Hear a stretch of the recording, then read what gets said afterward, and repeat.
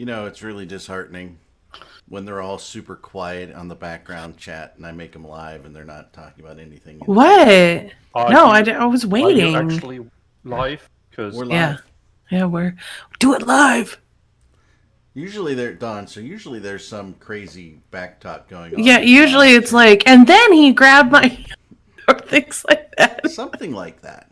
Yeah. We don't know where Caleb is. He was supposed to be here on vid, you know. We got 2 hours. He might show up. Mafoon disappeared, you know. It's because his mom's a jerk. I didn't say his mom was a jerk. Mom had stuff for him to do, you know. Insanger. No. Hello. Goony DuPont. Hello. How are you doing? I'm here drinking a nice warm beverage. A little coffee, a little Bailey's and cream in there. Yummy. Very holiday-like. Is there another? Mic stuff, but it sounds good to me. Is there a hostile Cube Star we can stream today or no? No. Damn. It's a shame. It's okay. It's sad. There's been a little bit to talk about this week. There has. Do we want to start with Eve stuff?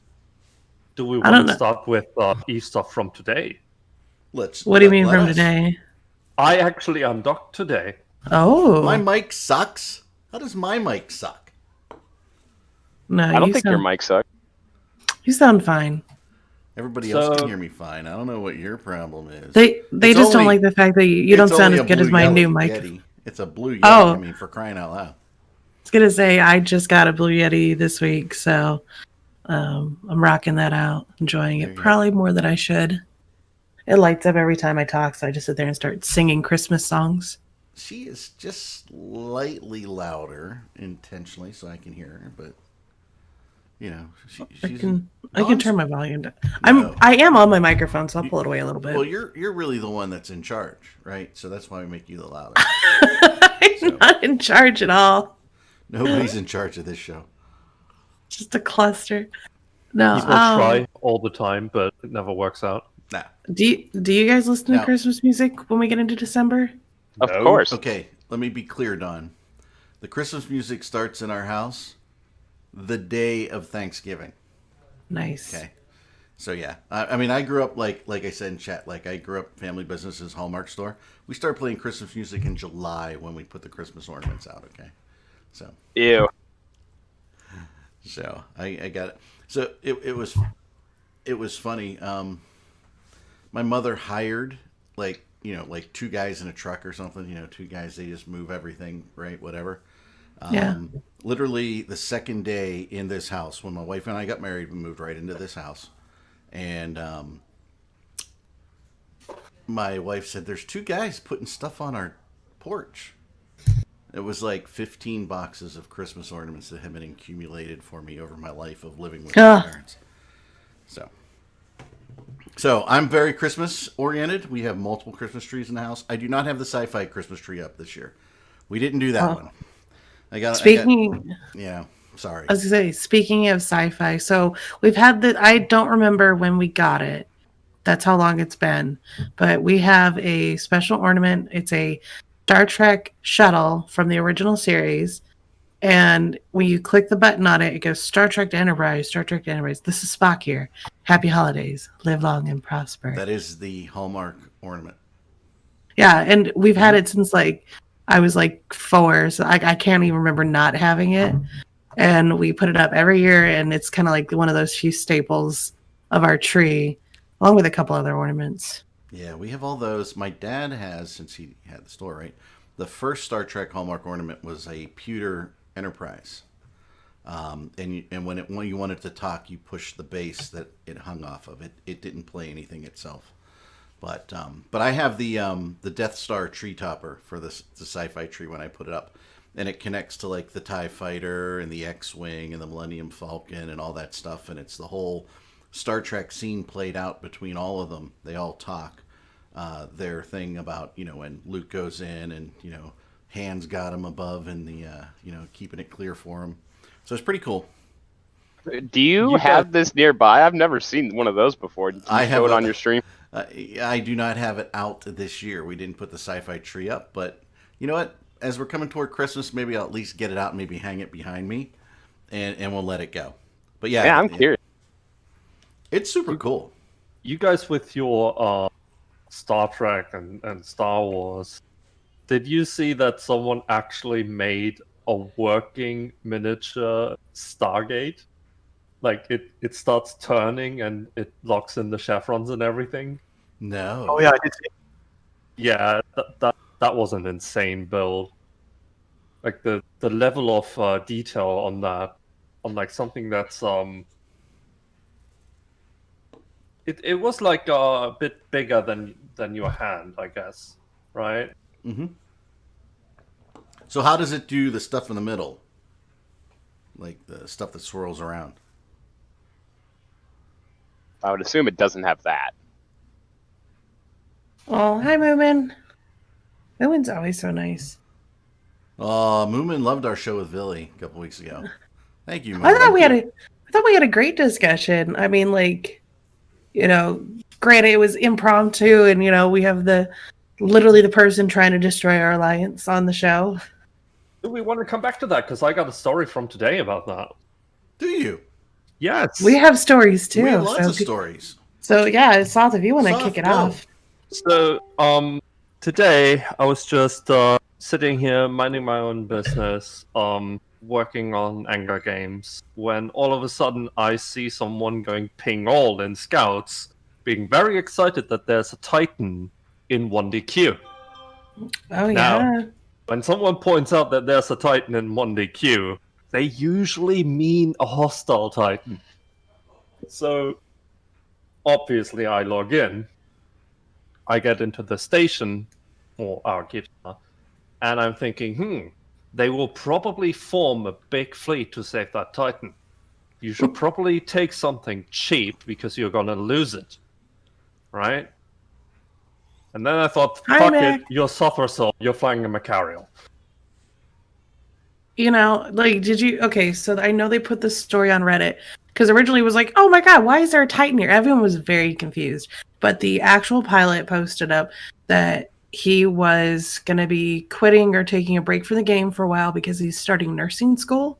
And so he decided to go out right now with a bang. And that's why he jumped his Titan into 1DQ to die. He didn't really go out with a bang there. Like he killed a dread. Here's some pro tips for you right there. First of all, if you want to go out with a bang, don't just jump in your Titan and let us form to kill you. That's boring as fuck, okay? You wait for one of our fleets to form. You fit the AoE Doomsday, right? And then you set a trap and Doomsday a fleet and then get killed. That way, you can die in a fire and everyone is having fun, right? Well, he did kill one dread. Yeah, he killed that dread. What?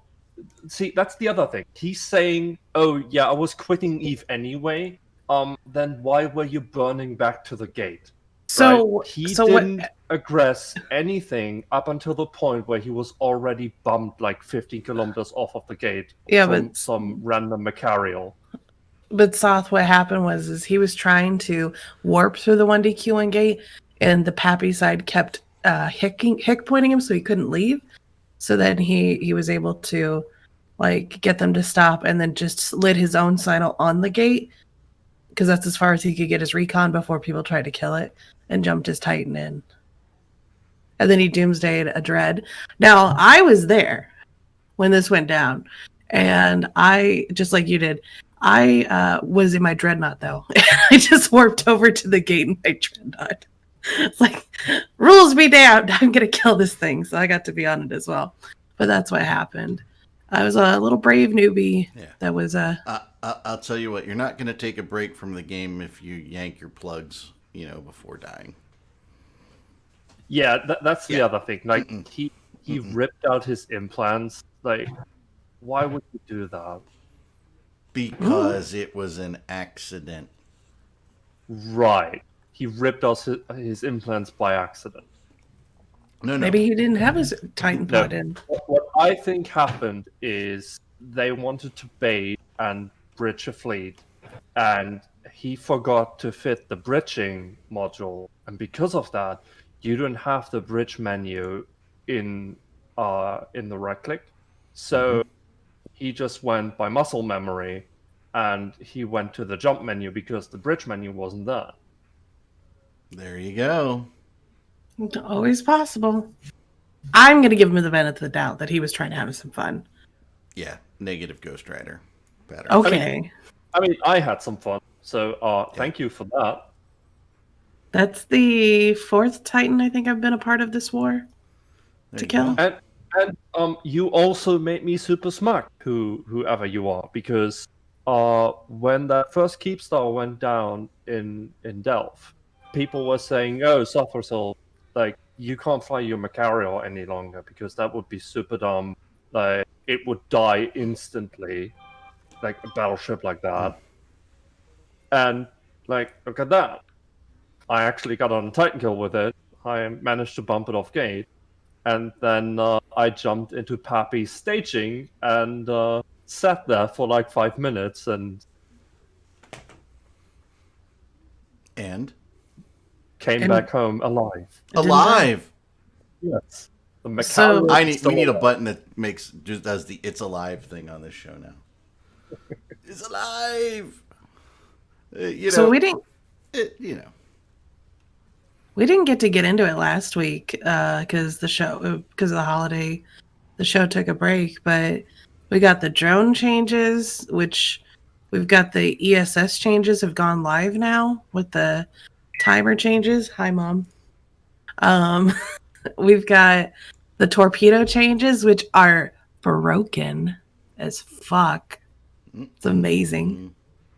We've had a Keepstar stolen. We've had a Titan die, a Revenant die, and another Titan die. Like, we had a lot. So Since- which do we want to hit first? I don't know. I just all giddy about like last night. So much drama. It's great. What was the drama last night then? Oh, a lot of bickering on open comms. Basically, it sounds like I don't know if Billy's getting harassed outside of game and it's like hitting him hard. But if people are doing that, it's like a really dick move to do. Mm-hmm. So, I know I haven't been bothered outside of game. I'm kind of surprised at that, but I'm sure people do, and it's not cool because we had a whole great show 2 weeks ago, just sitting around talking together, having a good time. So, Yeah, I've never been harassed out of game.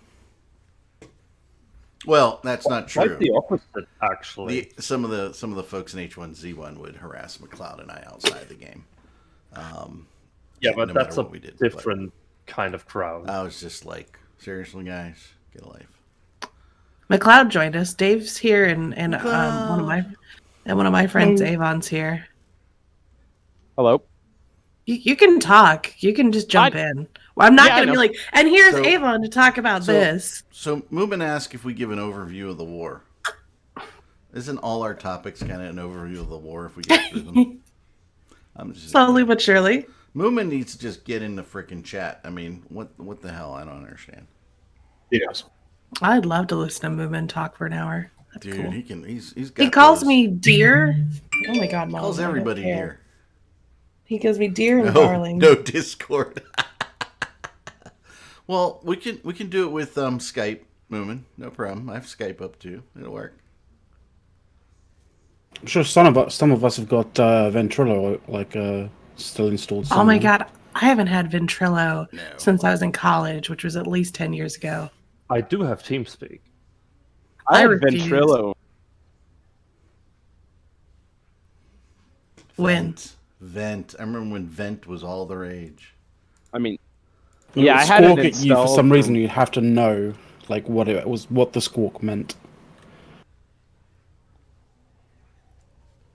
Nano's there. So, Sorry about that. one non-Eve related thing. Never, this is my phone, never get on a text group with the cheerleading moms. Hey, Mifun. Because they do not understand, Like that you don't want to be a part of this conversation the anymore. group chat is for telling us, where the girls have to be, what time they have to be there, and what changes to the events are happening, right? But that's not what it becomes. It becomes the common conversation chat line for I don't know, 20 moms. And I'm just sitting there going, my God, please. I mean, driving me crazy. They're driving me crazy, all of them. We have the same thing with our FRG for the military. It's all these wives that have nothing better to do sitting at home. Normally, they're all sitting on Facebook or whatever, and then with COVID, they have less to do with their kids. So now they all sit on these group chats or Facebook even more so. Lumber, I don't think sending a dick pic's gonna work for you. Okay, we might get in trouble. That is the biggest way to get yourself out of group chat real quick, or I could just leave. Find out some new friends. Speaking from experience now, Dawn. No. I don't get that many dick pics, surprisingly. I was talking about sharing one, not receiving one. I mean, yeah, I would be the one to share one. Be like, look at this one, it's so funny. More volume. Who do you want more volume out of? You, maybe? I don't know. But Mifune's here now. Right. I went from like worried that we wouldn't have enough people to now we have a ton of people. It's beautiful. Yeah, now they just need to start talking. So you were doing family things. It's fucking low blow. I had family things to do, and then my boss was like, "Can you come into work in like 3 hours?" And so I was like, "Yeah." And so I gave the excuse to my parents, I got to go to work soon, and they were like, "Okay, well, have 2 hours later." Then. So now I'm here, and I have about 30-ish minutes till I got to get ready and go to work. So, okay. There you go. Well, glad to have you. Okay, Matt House wants to talk about how you completely abandoned him this morning in his greatest time of need. Who abandoned who? Mad Cows. You abandoned Mad Cows. Oh, okay. I know what Mad Cows was talking about. Yeah, that was like, so I answered Mad Cow's call, and then he never clapped back with whatever. He's like, I need someone for a thing. And I was like, I'm here. And then like an hour and a half passed by, and I got nothing. So then that's when my family called and said we had shit to do. That's when I left my PC. Hey, we just got another thing from Laszlo. So tell him the fleet to watch us. That's nice. Hey, Nice. Mifune, I got a question for you because someone brought this up the other day at work. So you're obviously younger, and you just use clapbacks, so you might know what this is. So someone at work yesterday was talking about simp, calling someone a simp. And I thought that meant simpleton, but it doesn't. What does being a simp mean? Tipping your hat, milady. I don't. Well, that's the nice way to be put a simp. A simp, by definition, a simp is someone who donates a crap ton of money to female Twitch streamers in hopes that they will mention their name, and then immediately thinking that by mentioning their name, the person is now that Twitch streamer's boyfriend or is madly in love with them. Or like basically a guy It's who white knighting. Yeah, well. It's white knighting with intent to, or with the belief that you're gonna get further with them. Yeah, exactly. So who comes up? Was this a collective decision that you had this super complicated explanation for This simp? is like 6 months ago this started. It's the fact there's a super complicated explanation for it, that there's just a single word for it. It astounds me sometimes, like the terms people come up with like, is this a collective thing? Like who decides that, it's a generation is millennials, or who decides the term simp? Or They're trying to make POG a thing, and I don't get that. Yeah. It's kind of a cultural thing that occurs. It's just. Or like, here was another conversation. Why do we call Molly Molly? Like, I didn't even know what Molly was until I saw that movie with I don't even know his name, rock dude. Oh, Dwayne Johnson. No, like Motley Crue? No, he was also in the movie Forgetting Sarah Marshall. He's like a hippie rocker. Russell. Yeah. Russell, The guy that was married to the chick. Yeah, Russell Brand. Yeah. Oh, right. Like, I was like, so who collectively decides that we'll call it Molly or simp, or like? It's just like how, we just started calling it the Snack Coalition because I didn't like it, and now it's just caught on. Or PASPy. Yeah, who thought of the word Tide Pod? You know? Tide. Well, I mean, Tide. Because it's a little pod. Like, They made their but pod. who decided they were going to eat them? well, that's the Midian. It's actually, I think it's a probably- mental. Hey, Zoomer. Eric, It was Probably essentially the somebody who same- realized that. No, there is a mental phenomenon with the desire to eat things you shouldn't because it looks like food. Tide Pods look like gushers. Like, Yeah, They they're do. great They do gushers. look like gushers. Yeah. So at the moment, as the local young person in here, at the moment, the current dangerous trend on the internet for people my age is something they're calling the vampire challenge, and it's I already don't like this. and it's physically shaving your teeth down to a point to where you look like a vampire or like a shark or something. No, Ugh. that's Oh, non-reversible. Don't do that. Exactly. Yeah, well, Don't mess with your bones. if there's the word challenge at the end, you already know it's dumb as fuck. Yeah. Yeah.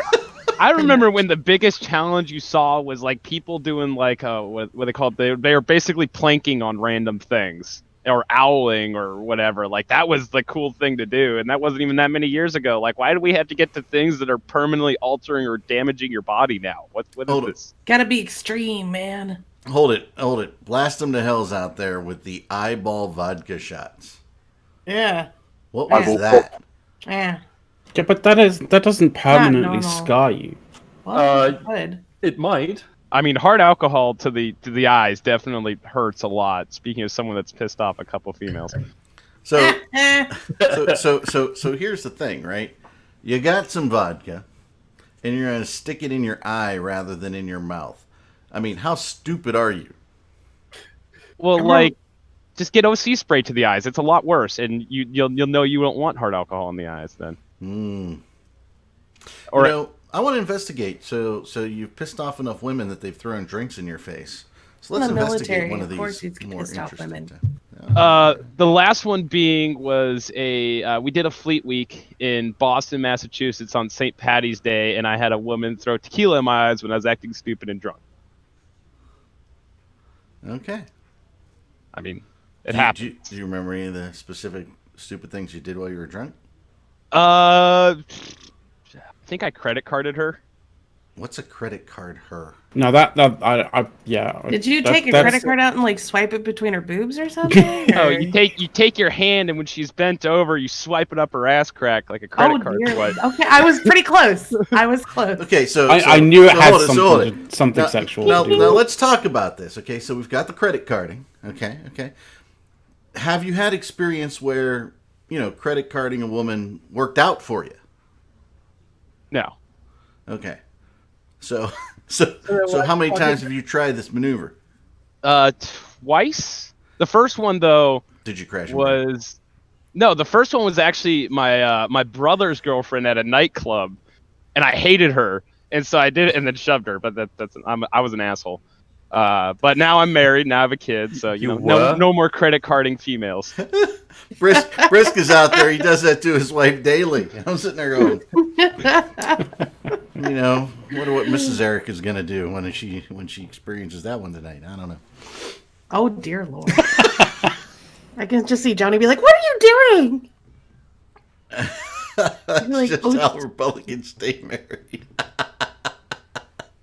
But also, if you delve into the deep dark of YouTube somewhere, and like, I don't know where you would find it. Someone linked it to me a while back, shortly after it happened. But there's a YouTube video of me doing a strip tease on top of a bar in South Beach, Florida, out of my naval service uniform, the NSU's, the peanut butters, on top of the bar, and I was like blackout drunk. I woke up the next morning by their closed-off rooftop pool, and I was like, "How did I get up here?" I used to do really special things when I was getting drunk in these porticals, because that's just what you do as a younger sailor. There you go. Unfortunately, time in my life is coming to an end, but that's what it is. My wife has her own credit cards. Blast them to hell. She doesn't need mine. And no, Moomin, I'm not hoping to be credit carded, because I'm sitting there going, I could understand how somebody might throw a drink in somebody's face, getting that done to them. You're like, woo! Now, But hold on, what's E3 camp? Oh, I do have to come to the E3 camp. Yes, I do. The E3 camp, the Hellblaze camp, the camp where we have so much fun. It's amazing. we had a lovely time yesterday. Kendar was babysitting the camp pretty much all day. Mhm. And Kendar's hilarious and tells things he probably shouldn't tell regular people, which is even better. I love it when you get like one of the big boys to just start talking about stuff. You're like, I don't know if you're supposed to tell us this. But we're gonna let you. We're gonna let you keep going. Keep going, buddy. It's fine. No, it was fun. I Had a might good time E3 camp yesterday. this afternoon. I'm there. Yeah. I'm in my Aeon. I'm ready. In the morning, it's in the U.S. morning. It's pretty slow, but then it picks up later in the afternoon, and then the evening kind of goes up and down because of fleets and shit. Mhm. Now, big changes in the game is the drone aggro. I really wish Caleb was here so we could like talk about how, numbers and shit. And then also we had the ESS changes. They changed that real quick. Actually, they did pretty much what Caleb said they should have done, which was make it higher and make the stealing a little bit longer. So, what do you guys think of these well, drone, torpedo, and ESS changes? I really like a lot of the changes, but I made a whoopsie earlier today, actually on the E3O camp. I had like a mind blank, and Don, I'm coming back to the game in nullsec after taking a little bit of a break, among other things, and I warped to our own ESS because I thought you still had to do the payouts, and everyone in local and fleet starts yelling at me like, "What do you do?" And I'm like, "Oh, is this not what you do anymore? My bad." No. I thought so. I'm in there trying to do the payout, and I was like, "Oh, my bad." I'll Yeah, that would have unlink gotten from you this. blacklisted. Yeah. So I instantly unlinked from. I was like, I thought we still had to go do this. I'll leave now. Okay, so who wants to play explain it to the dummies or the people who don't read? Anyone? I don't read, so I'm on that side. Okay, I guess I have to do it. Okay, so for the drone changes, now the drones will not automatically aggro rats when they shoot you. You have to tell them to shoot the rats. So no more AFKing, which pretty much destroys any multi-boxing unless you are using a bot. So, or really, really click intensive. Like you got to have the APMs of StarCraft at that point. Wait a second. Let's think about what she just said there.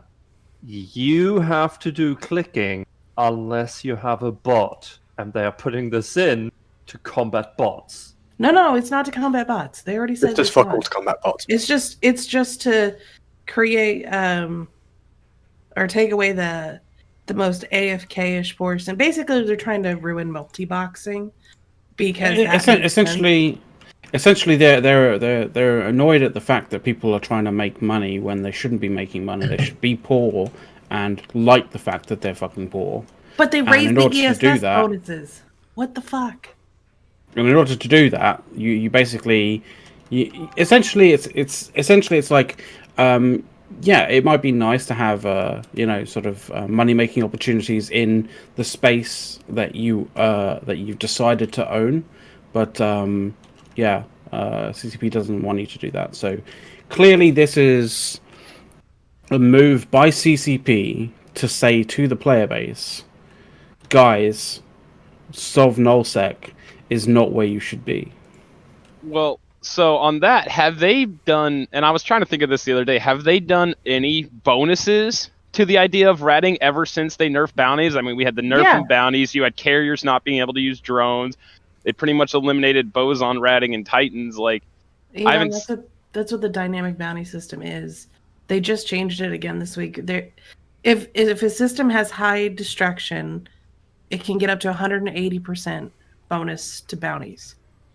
So if you're in a system like E3 where there's things dying regularly, you can get up to 180% bonus on your ratting. So if you rat there, which could draw more people to come kill people, which will raise the bounty system, blah, blah, blah. But if you heavily rat in an area with no contention, it lowers it down to, the lowest is 30%. And Owasso right now is getting down to 50%. So they're what they're going to do once they get down to 30. And they did give a bonus that the equilibrium level is now 135%. So if you do nothing in a system, it'll sit at 135. So is that what that means? Is that like the default value? Is it'll trickle back up or down to 130%? And that's the equilibrium value? Because I was kind of reading that. I was like, I'm not sure what that meant. Well, it will trickle back to that if there's literally nothing happening. Like no kills happening and no ratting at all. So what lowers? So someone other than someone, I guess, ratting would raise it. So what lowers it? No, ratting lowers it. Ratting lowers it. Yeah, so the more you rat with no death or destruction, it goes down. And if you have a lot of things dying in the system, it goes up. It's based on value. Wouldn't that be also a discouragement to more ratting because you're getting less bounties? You rat more down to 30 or 50% or whatever it is. Right, and the idea is to make you move around different systems. And then my other question with the drone changes, and specifically the fact that they use the keyword aggressive, does that mean you can't tell salvage drones to just go out and salvage anymore? Well, speaking of salvaging, this is something that I was going to bring up next week on Theta Thursday, but it's perfect to bring it up here. Speaking of salvages. Now, before I say anything, if I get something incorrect here, because I'm still learning about this stuff, so if I get something incorrect, someone please correct me in the chat. There were leaks earlier this week. There were leaks of the next EVE Online update. And this update entails T2 salvage drones. Can you link these leaks somewhere? I'm curious. It's on Reddit for Hobo Leaks. Reddit for Hobo Leaks. Now, it's my understanding that Hobo Leaks is data miners. That's my understanding so far. If I'm wrong, someone please correct me. Including okay, Brish, just so we'll be having Dunk about it. Okay. So the other fun thing that I was scrolling through it earlier is that we're looking like we're getting ice changes, or at least new models, or something to do with ice is also coming. Oh, I didn't see that part yet. That's interesting. Yeah, which is the interesting part. And then they have a whole bunch of new ship skins and the introduction of a new implant set that they're calling the Rapture set. And the secondary bonus to the Rapture set is a reduction in capacitor recharge time. It looks like there's new ice, specifically in the Metaliminal Storm area, maybe? Oh, yeah, because that affects literally 1% of the game at a time. Thank you, CCP. Yeah, because like here, for instance, Faded... I can read this if you want, but it's Faded Volatile Ice and Metaliminal Volatile Ice Storms are filled with fields of ice and frozen material that may hold immense riches. Blah, blah, blah, Are blah, you blah. trying to put us to sleep? Because, I mean, this... Go ahead. This only affects, like Dawn said, 1% of EVE at a time. And even then, how many people are actually ice mining? So, are they trying to get people to be like storm chasers and chase these storms for the ice? Do you know how hard it is to move around in nullsec right now? Like, I can't even leave Delve without like hoping to God somebody's not in London. Like, I'm stuck on literally like a corner of the map and there's no way to fucking leave unless I like really make things work, like either go way far around or get really fucking lucky with a warp. So it's like trying to move ice while this storm is roaming around in random parts of nullsec. Oh my god. But they're adding new Marauder skins for you if you want. Yay! So just for some perspective, the reason why people are like aggravated by this stuff is because it's all adding to uncertainty. It's all adding to like it's nice in the sense that like, you know, it's not static and it's not dull.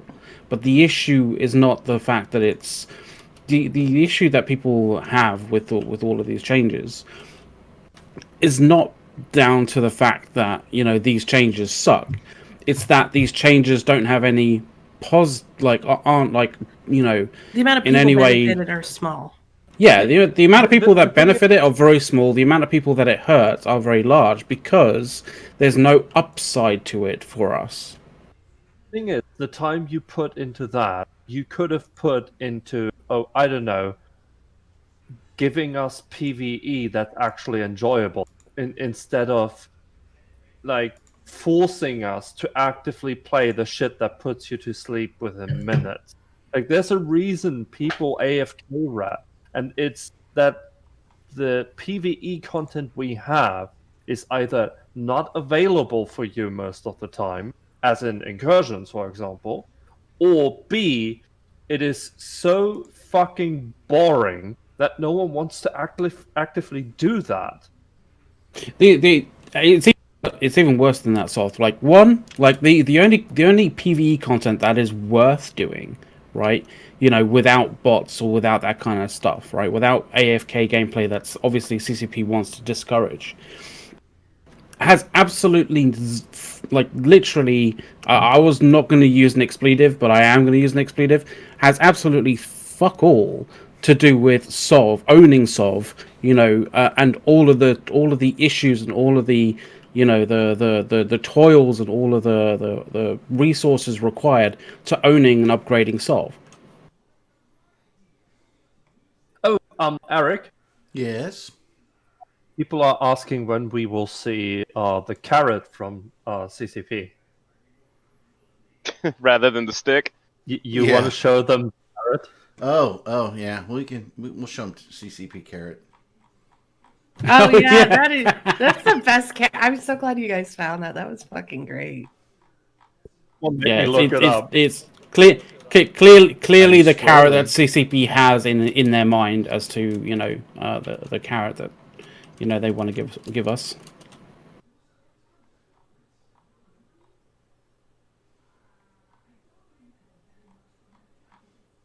Oh, it can't Are you be pulling that it far up? back. Jesus. No, it's in the public channel.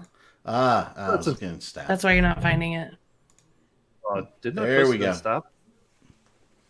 Yeah, this is the carrot we're gonna get from CCP. It's a pretty good one. Oh, jeez.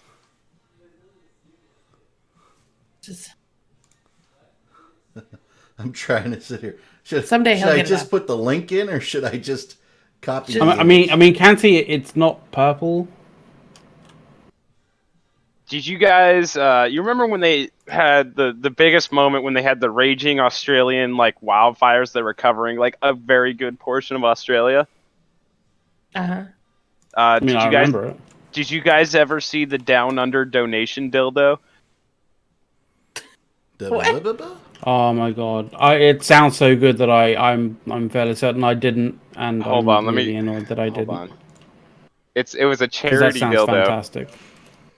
You could I don't know. There we go. Make a screenshot of Discord. Yeah. The screenshot of Discord. So this is the bigger. This is the carrot we're getting. Also, it's called the self-delve carrot.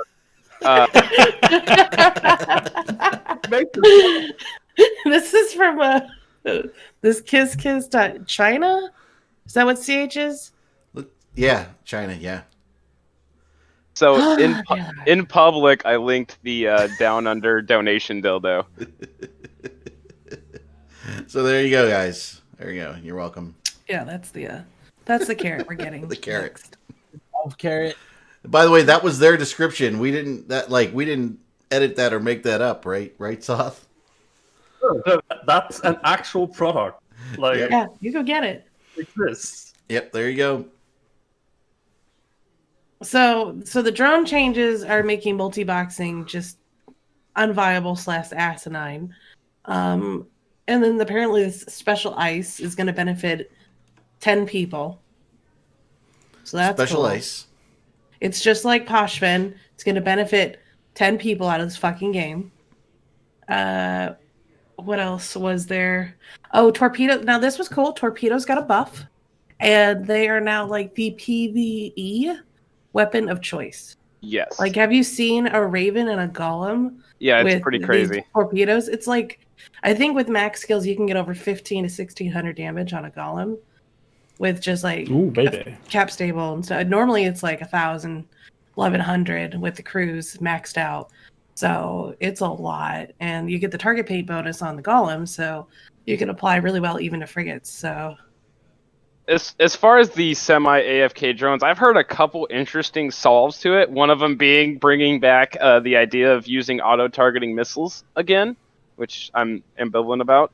But another one is double ups. Like instead of having your one Myrmidon running, you could have two running, and they're assisting their drones or guarding their drones to each other. So that way, it's not aggressive at that point, and the drones would still engage the rats. I still like what Soth and Mac had to say is that if CCP wants to clearly say that they don't support AFK money making in this game, then make the content engaging.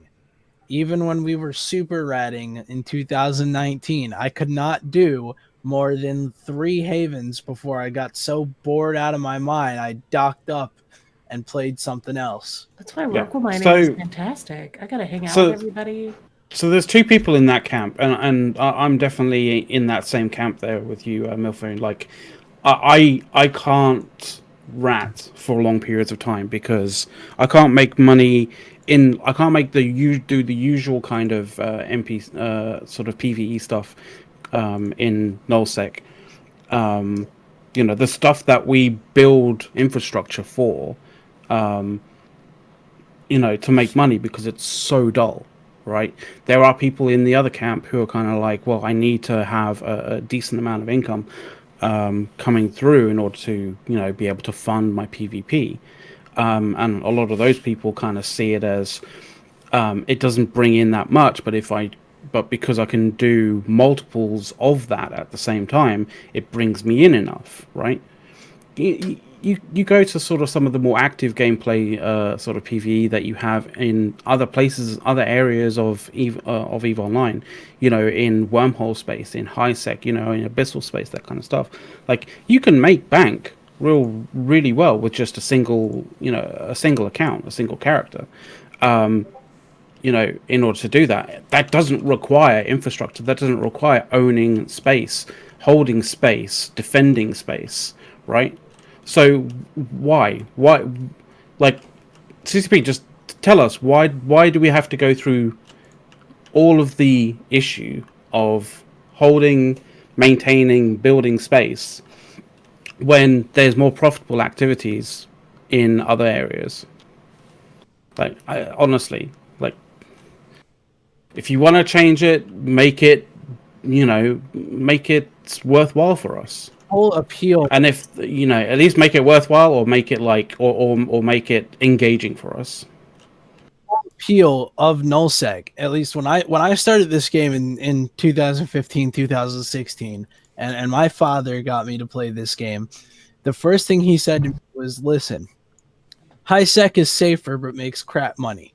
Low sec is kind of safe but makes you a little money. But null sec is hella dangerous and makes you a shit ton of money. That's the core of how null sec is supposed to work, is that you take the greatest risk that anybody can come and kill you at any time, but you get the most amount of money than anybody else in this game. That's how it's supposed to work.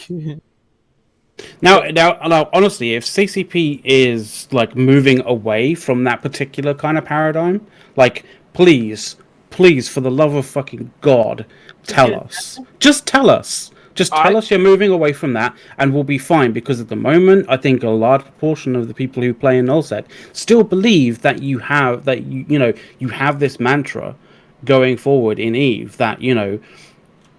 Oh, what's the actual mantra? It's like it's not the fucking scarcity one. That's the new one. What was the succinct way of saying that? You know, the more dangerous the space, the more Reward. yeah, high risk, high reward, right? So that's the one. Like, so if you're moving away from that mantra, like, please fucking let us know.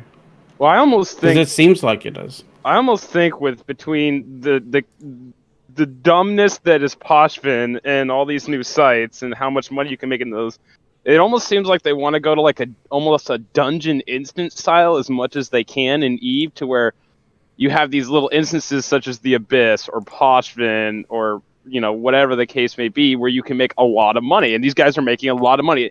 But yet again, that's also a very small percentage of people. But they're making 250 mil plus an hour easily, and that just by salvaging. It almost is like they want to go to like a dungeon style game in Eve, and it's weird, and I don't like it. Like we've had we had sort of people actually expose this before. Like, how much money do wormholers make? Fucking shit ton. Well, are they still making a shit ton with the mineral rebalance? Most of them weren't mining wormholes. They were doing their site running, I believe. They were doing site running, they were doing salvaging, and they're doing gas mining. They didn't touch gas mining when they did the mining. Gas mining. Yeah. So going in ninja huffing gas, is that still very profitable? I haven't done that in years. I'm not entirely certain, but like I know that site running. I think I'm fairly certain that site running is still like really quite profitable. And are they still using dreads to do it with too? Yep. Yeah. So, okay. Yuppers.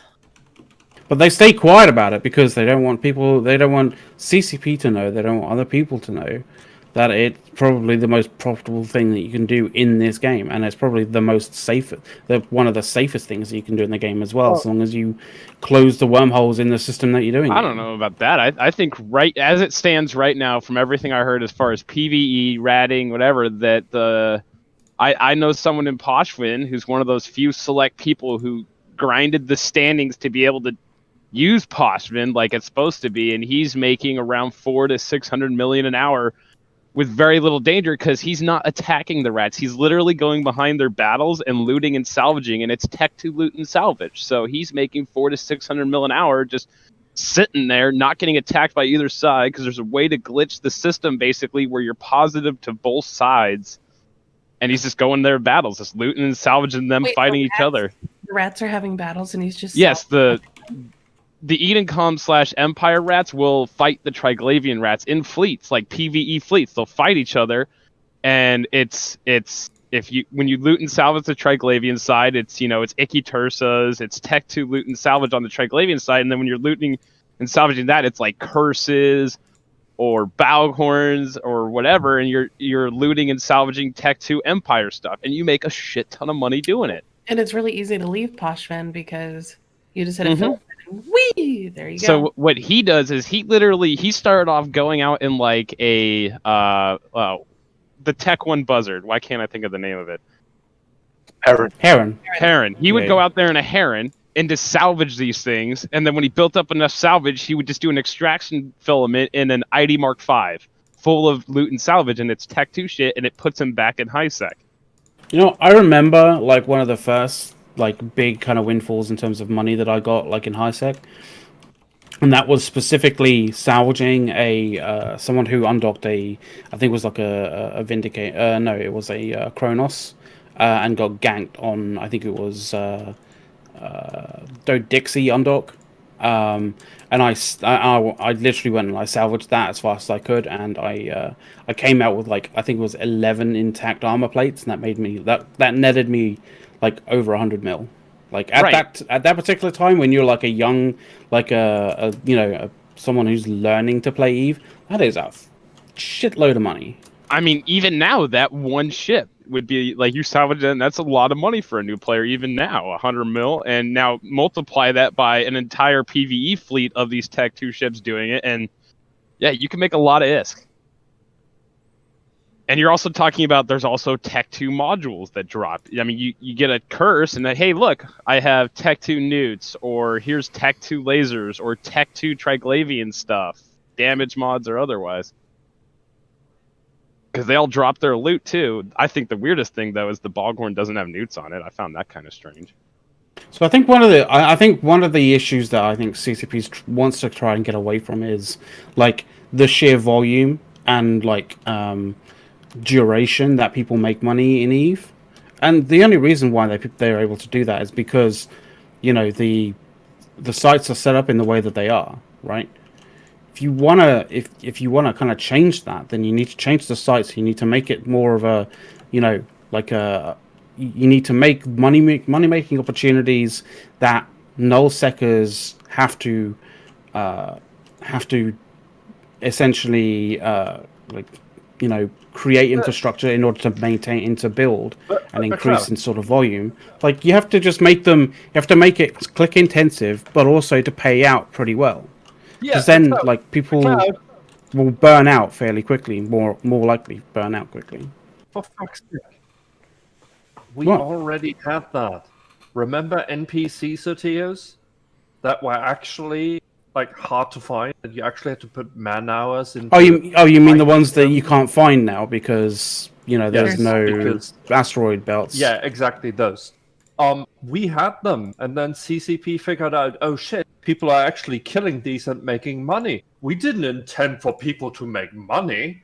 Oh no, only one person makes money on these things. Let's not twist this shit, because they make it a system where it requires the group to do it, but then if you don't, like, they don't share, people who do it don't share the profits.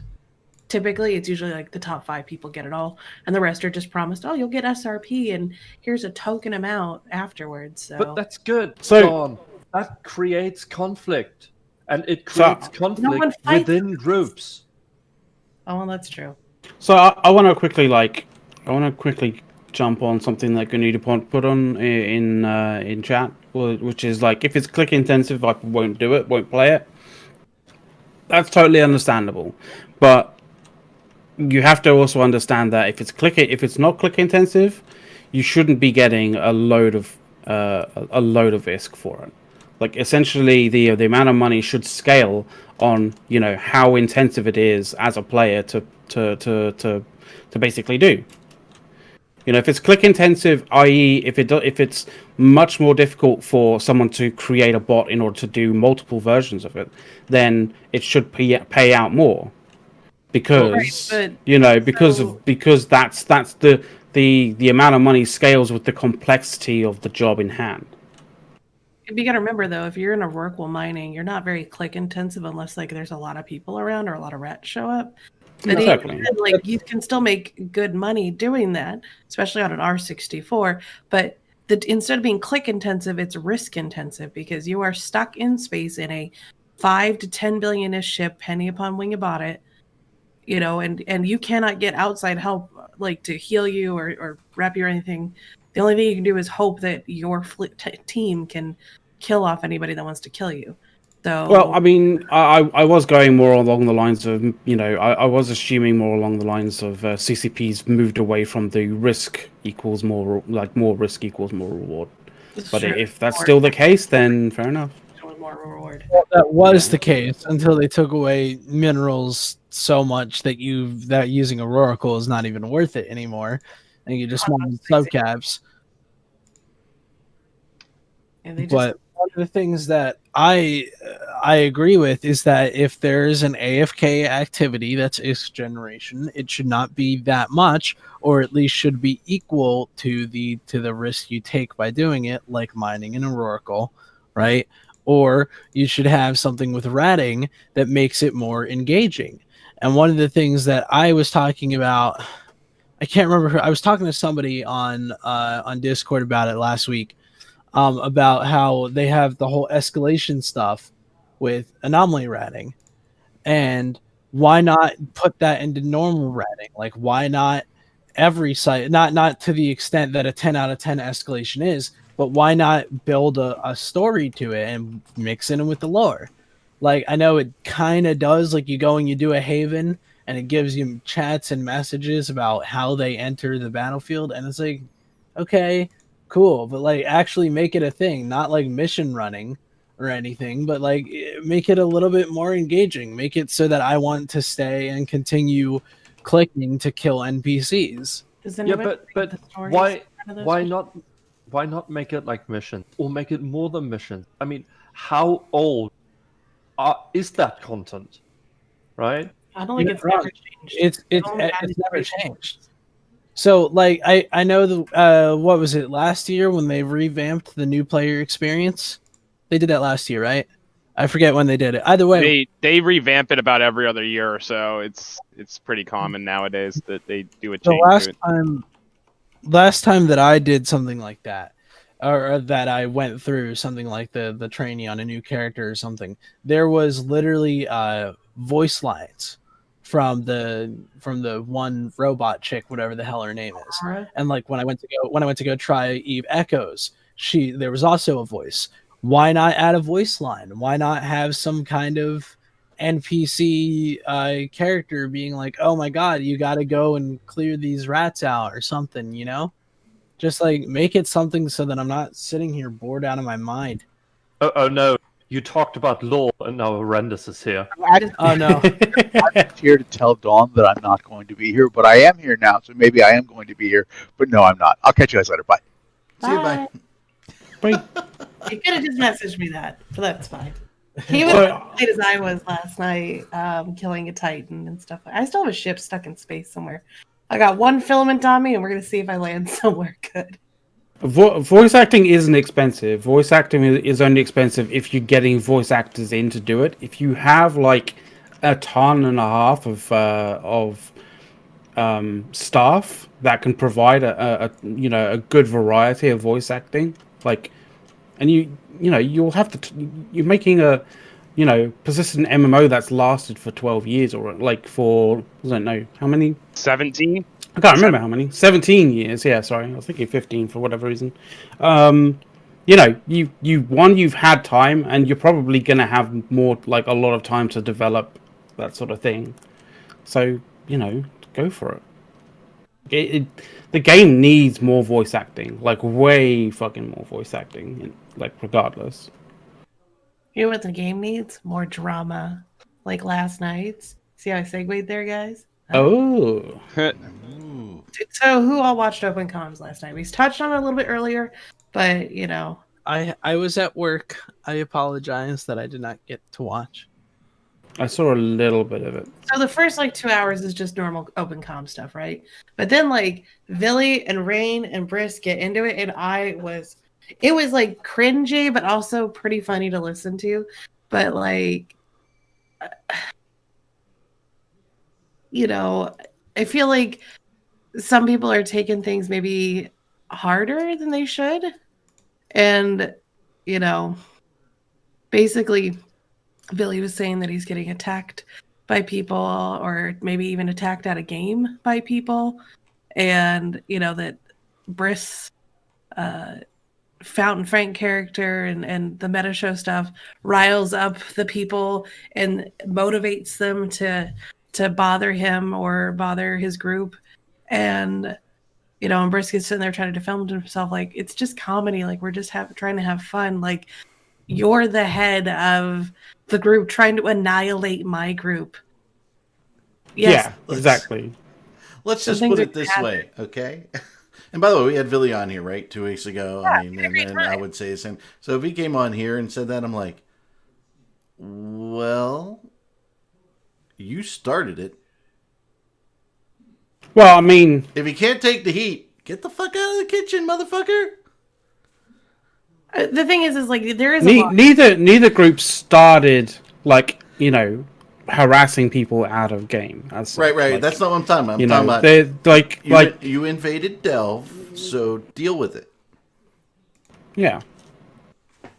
We as a group and leadership wise would never ever condone people to go and take in-game rivalries and in-game grievances out of game. That's just fucking, that's not on. Well, or harassment in game. You don't need to sit there and send 50 messages to somebody, yell at them or whatever.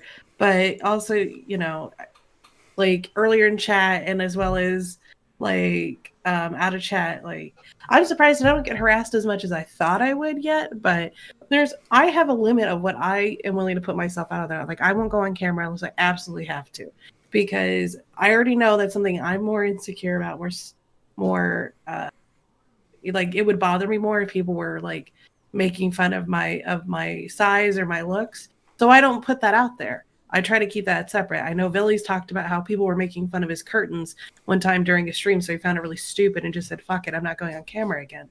Like, you have to kind of, like, for your own safety, set up some boundaries too. Like, if you look, Piggles, like, we mock Piggles for things that he does, but he hasn't been on a bunch of shows. Has he gotten a lot of heat lately? Other than, like, his in-game, like, actions? Not that I know of. So, But the I mean, thing is, at least from what you said, Is it From what you toxic that we call him Pickles? I call Blazing Bunny Bun Bun, you know? Like, we call Viggles and Pilly. Like, it's just nickname. Like, if you can't have fun with your own name, like, people say Donarrhea, like, whatever, shit happens. It's funny. I would have Like, never can't thought help of it, that. it's funny. I wouldn't. Yeah. I traditionally don't go there, but at the same time, if you're going to start and lead a war, I mean, like, people don't do this to Mittens, right? Sure they do. He has to deal with the same shit. So, I'm sorry. You know, if you can't take the heat, get out of the kitchen. I have no sympathy. You know? And McLeod knows the shit that we went through with H1Z1, right? yeah, you like if you think this is like This is nothing. Well, I can't understand people getting upset over names because, like, I'm around on Reddit a lot, and there's so many parody accounts of my Reddit name now that it's just getting funny. Like, people that get upset about that kind, I just don't get it. This is like what I was talking about on TIS too, when like, for instance, I'm really not a big fan of a couple people that are on that show with me, but I can still act professionally when talking with them on the stream. But I'm a big fan of, like, there's times to be professional, and I don't think this is still a video game. We don't need to resort to personal out-of-game attacks, and that's why I was somewhat curious when Billy said that, whether he meant people were sending him Eve messages, or if people are actually, like, emailing his email or doxing or something. That's an entirely different story. I don't think that's okay in any case. I understand that people do it. It doesn't make it right. Right. no, that shit is never right in any way, shape, or form. Yeah, and it's like, not that we're condoning that. What we're saying is, you know, if you start a war and you start things in game and you get shit in game, you kind of, you know, deal with it. And I feel like this war especially, because we haven't had a war of this scale since the Casino War, and a hell of a lot of people have just started playing EVE Online since that Casino War. And I feel like these newer EVE players are having a hard time distinguishing the difference between the narrative and how we really feel about each other. Like PGL and Villy, if I could legally drink in these United States, I'd be happy to share. I'm sure Mittens would, and Brisk would too. We have, like... Yeah, like, people, we all, like, y'all have. I can't say I have, but y'all have. And I feel like these newer EVE players, they hear these State of the Alliances and these war updates, and they're like, goons, we're going to crush goons. They're a plague. And it's like, I see people... It's plaque. We're a plaque. Yeah. Okay, we're not a plague, we're a plaque. Okay. We're a Dental plaque, hygiene, not a plague. folks. The gingivitis. Yeah. You know, that's going to be somebody's thing. Stop gingivitis, stamp out the goons. Okay, so... the point being is that these people are taking these things literally, and you see it in the Twitch chats, and you see it in game and local spam, and like the fact that I've gotten Twitch whispers from Pappy members saying how shit Goonswarm is, and how bad we are, and how, like, we're the Germany of EVE Online, and it's like, okay, cool story, bro. Yeah, sure. We're just chilling. We're the Germany of EVE Online. I love Germany. Like, I will gladly be the Germany of EVE Online. Sure. You're not when you need them. at all. No. Wait. Let me finish that thought. We lost a big war some time ago, right? And we learned from it and made our country better, and are now leading the charts without killing people. I don't know if I'm going to get on board with what you're going with here. That we're But we're World War II Germany versus World War I Germany. Is that what you're trying to say? No, we are confused. post No. World War II Germany. I was like, I don't know if I'm going to get on board with this. Hey! It's a kinder, gentler Soth. It's a kind of Noodle on that a while. But the baseline here is that a lot of these line members are thinking that this is real. Like, even though it's a game and whatnot, they think they think to themselves, "Oh my God, PGL really thinks that Goon Swarm needs to be eradicated from EVE Online." He may and or you go he into may not. And then they tried to say that they didn't say that. I'm like, no. Those were your exact words on Twitch. You wanted to eradicate us from the game.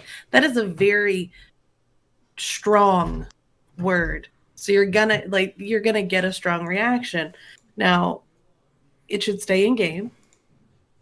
And people should not, like, a lot of the other side can attest. I sit there and I talk to people. I talk to Rich, I talk to Redline, I talk to Rain and Billy and a bunch of people who are actively hostile, towards me or the group, but I still talk with them, engage with them, and poke fun. Like, we have fun going back and forth, but I always try to bring it back to a lighter tone at the end. If you of the coil day. in I your still Christmas will tree reach out to light. Pittsburgh, and it's been almost 2 years.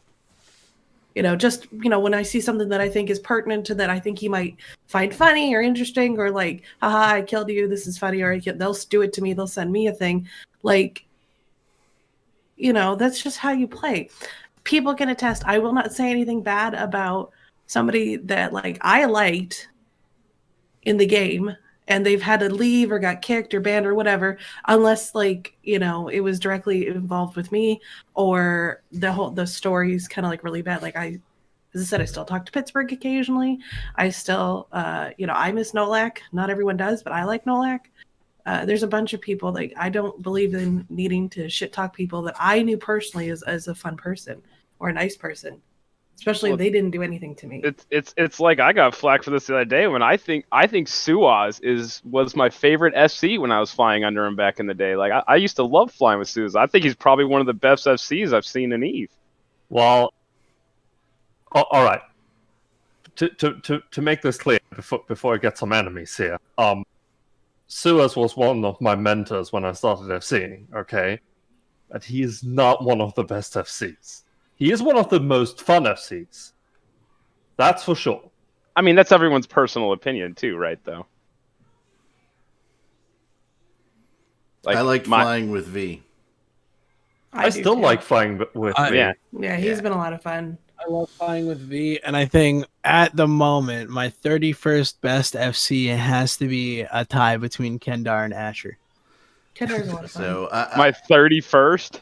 Yes, it's always the 31st best FC. I'll tell you why I liked flying with V, because first time I flew with him, it was in the potatoes, Dominic's, right? And some of the people in the fleet didn't understand how to do the drone things correctly. They just didn't know. And they didn't know some shortcuts to get the drones in and out. And one of the guys in the fleet had done a video about a previous fleet that he had done, and it was a bad video on how to deal with your drones, okay? And he just very politely said, hey, I know this person's here in the fleet, and they did this video, and I want to correct this. And please, this is not something against that individual. This is just to help you all do all the shortcuts. And he politely explained to the entire fleet how to do it, and it was fantastic. And the fleet was much better for it. I mean, when an FC isn't always just raging that people are doing things wrong and just very calmly, corrects things, I think that's amazing. It just speaks words for who he is, I think. And I don't know him personally. I just know him. I've been in his fleets. I've never chatted with him, but that was my impression. So that's why I like it. Yep. All right. Well, with that, I have to. You had to go to work. Yep, I do have to leave to head to the Wendy's. Little Wendy's update. Last night we ran out of lettuce completely. Had a customer yell at us for not being able to put lettuce on his crispy chicken. Mm-hmm. So that's going to be fun to deal with all night tonight. It's really hard to beat the 2 McChickens for $2 though. You know, I mean, I will. that's gonna be hard I'll give for you you two guys. things. I'll give you three things actually. Yeah. We have the 4 for $4, okay? And you can't beat 4 nuggets, a chicken sandwich, a drink, and a junior-sized fry for $4. Why can't I You just can't have beat that. 4 chicken sandwiches? Why can't I just have actual good food? Because this is the land of, you know, America, and we then- like our fast food. And then you can't beat the $5 biggie bag that's a crispy chicken sandwich, a 10-count is not Oh, a nugget, shill a for large what you fry. I wanna like do the now. biggie bag. The biggie bag is great when you're coming back from work and you're just like, I need a snack. Oh, I love the biggie bag. I can't get my son to eat Wendy's anymore because his friend worked at Wendy's and told him bad things. No, Look, I love the Wendy's. thing- The only bad thing about Wendy's is the chili. Everything else is ooh, fine. that's I love not the true. chili. Love the chili. That pretzel burger thing bacon y'all pub, do, it's pretzel fucking bacon pub, horrible. no. Don't worry. Don't get the pretzel bacon pub. Bad. The right, well, thing you wrong gotta with work. Wendy's is that you don't have milkshakes. You just have that stupid Frosty. All The right? Frosties are delicious. You dip your fries in them. No, you dip your fries in the fucking chili, okay? Let's get this straight. American.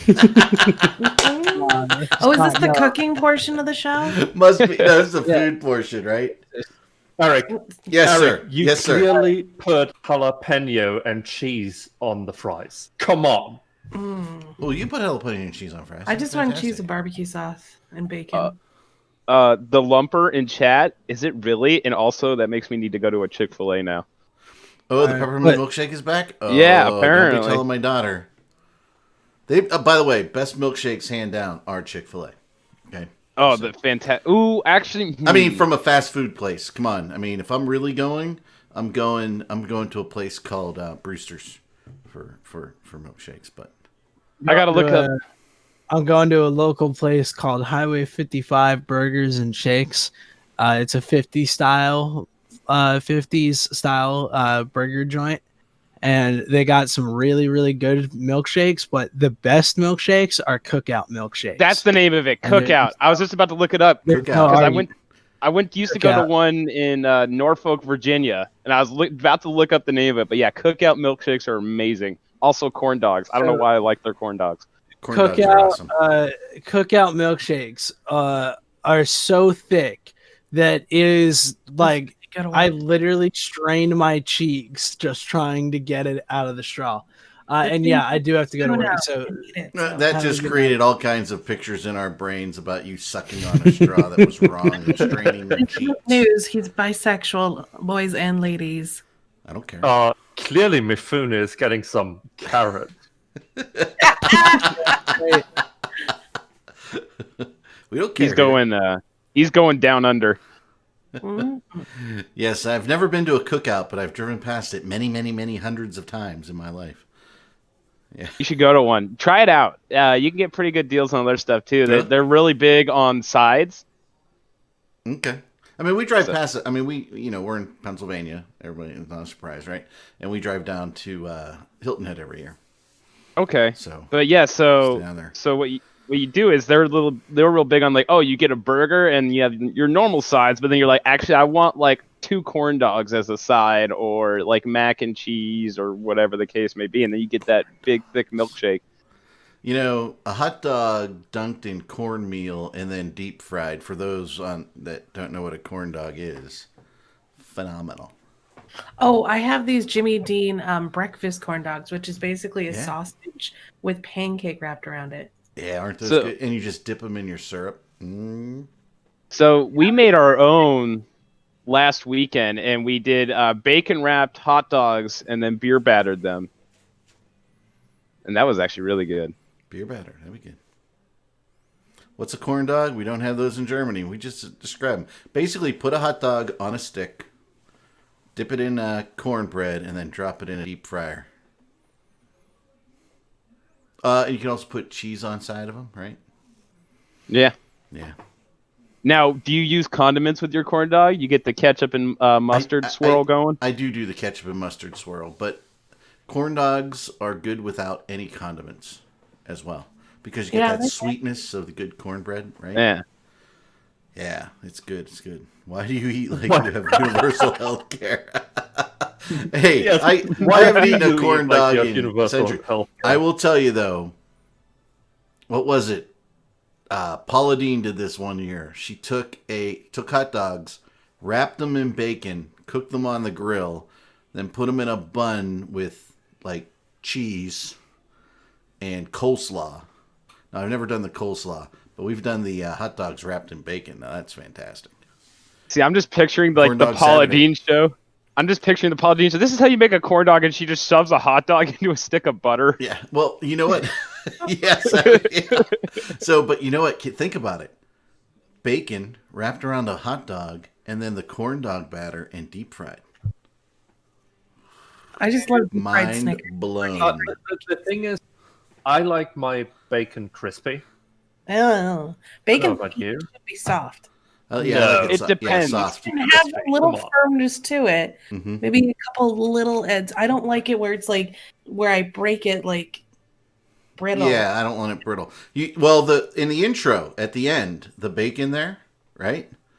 That was actually Scythe, North Carolinian, who made the most perfect bacon. It was just slightly crispy, but not break apart. Yeah, I like it where good. it's got some body to it, where you can Yeah. move it around, and wiggle it. It was the most perfect bacon we had ever had.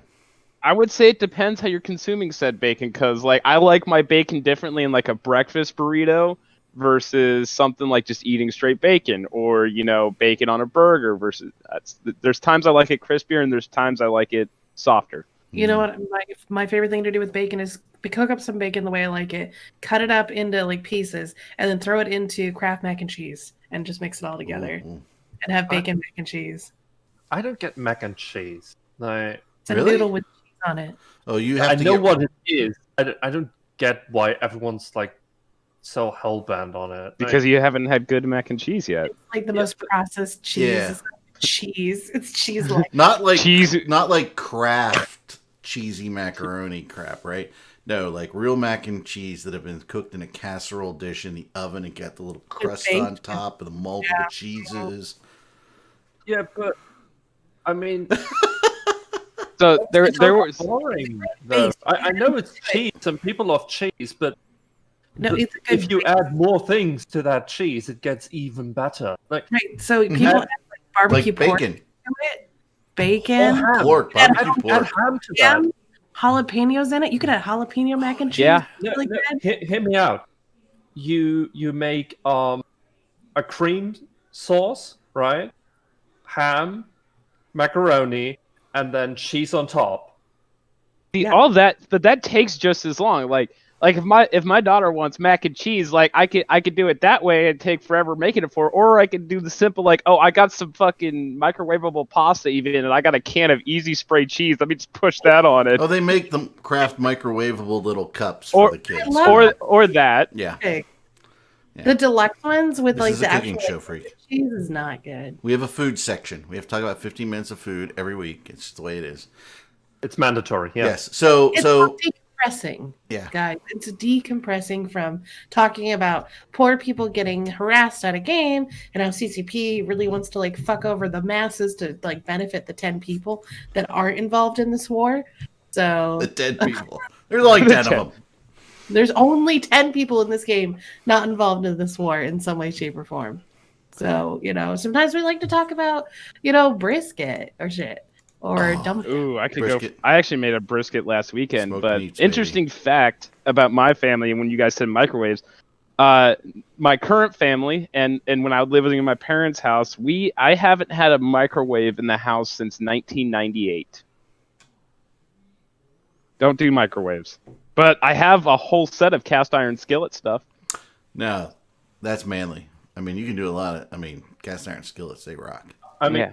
I can understand the not having microwaves because, come on, let's be honest. No um, microwaves, no toaster oven, none of Buy a that. new microwave.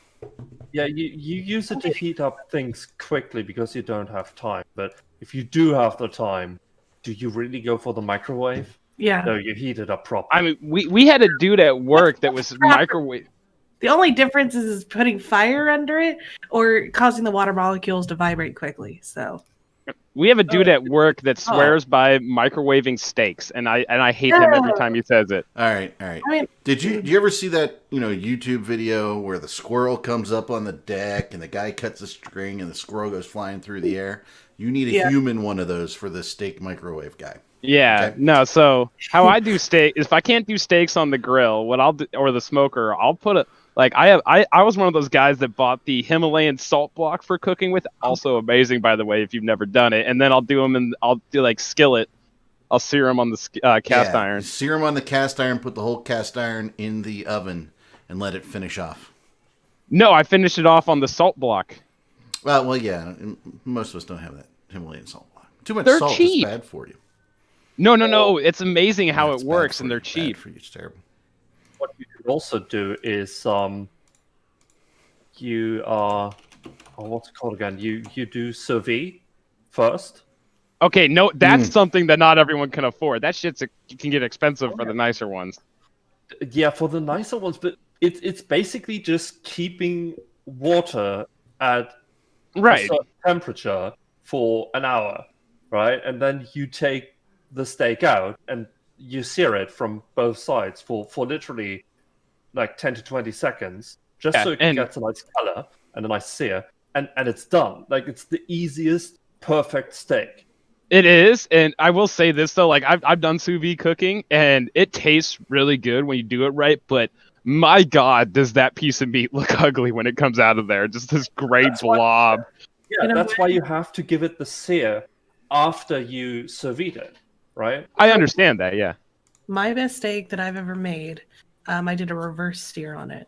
So I took the thing with, put it in a pan with butter, garlic, salt and pepper, and this is like rock salt, like really big chunk of like sea salt, salt, and then minced garlic, butter, and then I just like seared the outside till it was like all done on every side, and then threw it in the oven for like 10 minutes or something. Oh my God, it's so good. Oh yeah.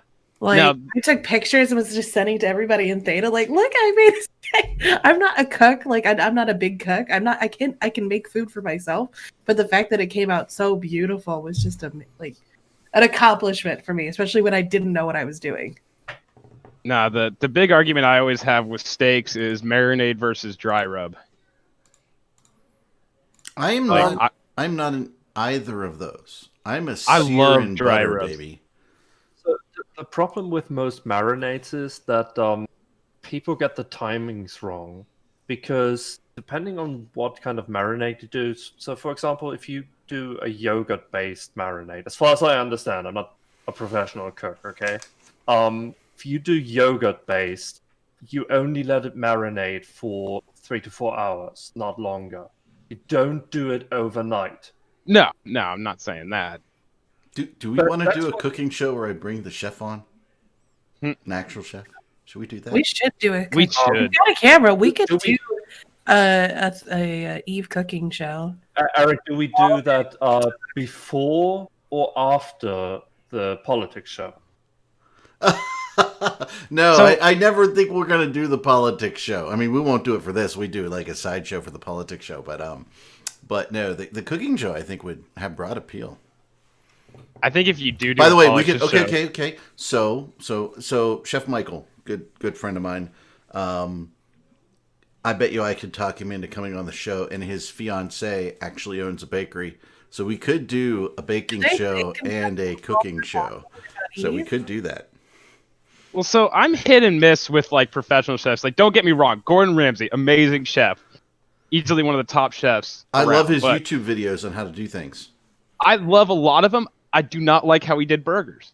I think he does way too much to them. Whereas Anthony Bourdain, like his way of cooking eggs is amazing. I have been to the Ramsay's burger joint in Vegas, and let me tell you, they're amazing burgers, man. Fuck those two. I'm not a fan of super thick burgers, but you know that's just me. Guys, I like them meat thick. fuck those two. Chef John. He's the Chef best. John, baby. Whoever he is, Chef John. That's like his name. No, so there's two schools of thought in the hamburger thing. There is the thick burger, right? Or there is the thin, like frizzle burger, as they call them, right? Where you get them a little crunchy on the edges and things, and they're also very good. That's like the steak and shake burger. So the thin burger is you have more area, right? Because you don't have one of those thin burgers on your actual burger. You have like 2 or 3, right? And you have more area, so you have more parts of the meat seared, right? So you get more taste out of it. I wasn't more necessarily talking about thin versus thick burgers. I mean, there's ways to do both, obviously. I was more talking about like, just in general, all the side prep and all the stuff he adds on top of the meat and stuff is like Get a little thick, a little tall. It's so funny you guys are talking about burgers right now. Hey, Hi, RJ. you came in at the cooking time. I feel like our cooking talk has gone a long time, but RJ's here, so who cares? It's funny because I have a delivery on the way right now with a big double burger, onions and mushrooms and cheese and all this goodness that I'm gonna eat in like 15 minutes. So it's gonna fall apart in your hands, is what you're gonna tell me. Is this like beautiful? Is this like an Uber Eats burger style? This is like a family-owned joint that's next to the high school down the street, and they sponsor the high school. So it's a really good place. But are and you they have like Uber Eats or Grubhub or something, or are you going to pick it up, or did you send the wife? No. No, I was gonna go out and get it, and then she was just like, "Yo, hey, I'm gonna have it delivered." I'm like, "All right, cool." It's like 5 minutes away. I'm like, "All right, whatever." Yeah. But yeah, they also have an ice cream shop attached to the place too, so you can go over there and get some awesome ice cream. Yeah. So one thing I love, but I will never have delivered is like that corner roach coat street tacos. Like I can get them Uber Eats, but I feel like that's the experience. Is you got to go to that roach coat, sit at their little rink-a-dink bench, and just eat them street tacos. Yeah, I've done DoorDash. Street tacos are too Tired small. of DoorDash. I ain't paying double the price for food that's gonna come I think it's time we stop talking about food because even I am getting hungry again. Well, I gotta look at the commercial. I gotta look at the dates here. Okay, so the show for the 19th. All right, be prepared. Describe your favorite Christmas cookie. Ooh, It's the 19th show, and why it's your favorite. my Favorite what? My Christmas favorite cookie. Christmas cookie. Okay. What are those? Fuck. I thought I was your favorite that- Christmas cookie. That is no, it's your wife. Okay. Oh, So for what? So for one. She's So for sweeter than one. you. So for one, cookie means something completely Yes, different biscuit. in America than it Biscuit. does everywhere else. Yeah. Okay. Biscuits are a southern thing in the U.S. I had Aren't like- biscuits and gravy are for like breakfast chips French fries for us, but chips are like this morning. Wait, no. Chips are French fries for them. yeah, that way. What's By the way, name? chocolate covered potato chips, most excellent. Yes and no, because there's one version in my personal opinion, I have found the worst snack out there. It is chocolate peanut butter bugles are horrendous. Yeah, that'd be great. But regular bugles are phenomenal. Well, I saw them in the gas station. I literally looked at the attendant and I was like, I have to buy them just because I have to know. I was like, they're either going to be horrible or all right. They're never going to be good. Did you get some gas station sushi while you were there? No, Oh, God. no. Oh, God, So yes, everybody. The 19th is the Christmas show. Okay, so everybody come prepared. You know, your favorite biscuits, favorite cookies, whatever. Holiday event, thing that you do every year, whatever. You know, come with it, folks, because we're in time. That's gonna be our show. first day of my vacation. That'll work out. Just I'd have to think of the name. What's the name of those cookies / biscuits, whatever country you're from? They're like almost like a sugar cookie with like the fancy Hershey's Kiss in the center of them. Those are really good. Okay, you want to know what's a really, really good Christmas cookie? I think it's Polish since it's famous. It's big in our family, but I don't know. You know, you're not going to wait for the show, are you? No. Okay. No. Keithley's. It's a 2-day process to make these motherfuckers. But Keithley's are like thin, like pastry. You normal like pastry dough. You roll it out, and then you fill it with this weird pecan sugar mix, like filling. You put that in the center, roll it up into like a little crescent, and the Keeflies have to, when they bake, they have to break or else they're no good. So you eat all the perfect ones and keep the ugly ones out there, and then it's got the filling turns into kind of like a brittle kind of thing on the inside, and then Are these the ones where they're squares and you just fold two corners over to each other? Yeah, that's kind of. Yeah, but according to the Googles, Don, they're Hungarian. Yeah. And then I like the fold over ones with the apricot with the nuts and. What you sprinkle these with powdered sugar once they're done baking, and basically you just like have a whole white powder. It looks like you've done a ton of cocaine because your whole shirt's just covered in powdered sugar as you're eating like 10 of these. No, it looks like you didn't do a whole lot of cocaine because it's still all lying around. By the way, the Hershey Kiss ones are peanut butter blossoms. It's a peanut butter cookie covered in sugar. Is that what they're called? Peanut butter blossoms? Mm-hmm. I don't think I've ever heard them called that, but sure. Yeah, that's what they're. Yeah, because it's way too fancy for a cookie. Also called Hershey Kiss cookies. By the way, are amazing. Yeah, don't make them with anything other than Hershey Kisses because the other Hershey's chocolate just melts, and they look like something I gotta else. I gotta go. My food's here, but I'm gonna leave you with the Christmas cannoli. Can never underestimate the Christmas cannoli. Yeah. And I'm out. I love you. So yeah, all right. So, what else we got to talk about Eve? Like, we got some time here, about another half an hour here. Did we talk about that Revenant 2 weeks ago? Yeah, let's talk about the Revenant. I mean, we killed a Revenant. There. The guy was What about? It was amazing. Didn't we just have a? It was his borrowed Revenant. He didn't even own it. Oh, he didn't own it? He didn't own it. He was borrowing somebody who wasn't playing, and then he lost it like a dumbass.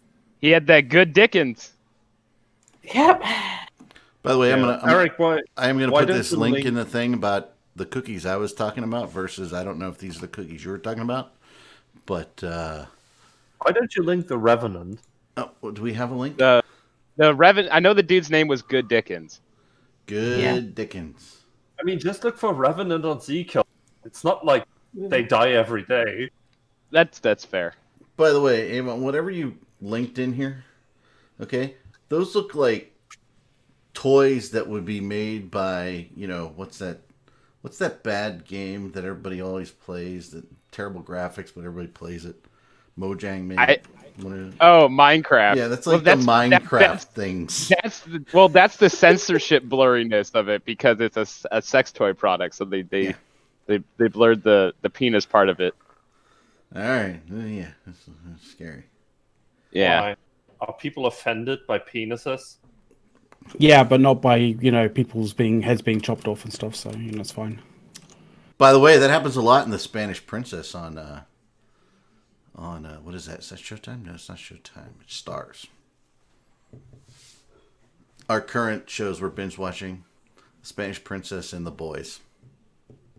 I still need to finish this season of The Boys. I got like halfway through, and then I don't know. I think we're on the final, or did we watched the final episode, season 2? Have you seen the Wire? No, I don't watch The Wire. Ooh, that's a good one. Yeah, like if you have a lot of time to spare, The Wire is awesome.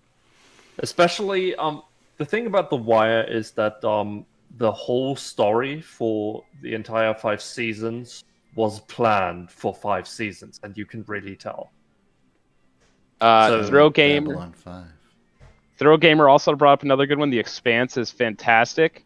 In actual fact, The Expanse is coming up. Their 5th season is coming up in December in about 2 weeks. We have the new season of Letterkenny coming up relatively soon, I think, too.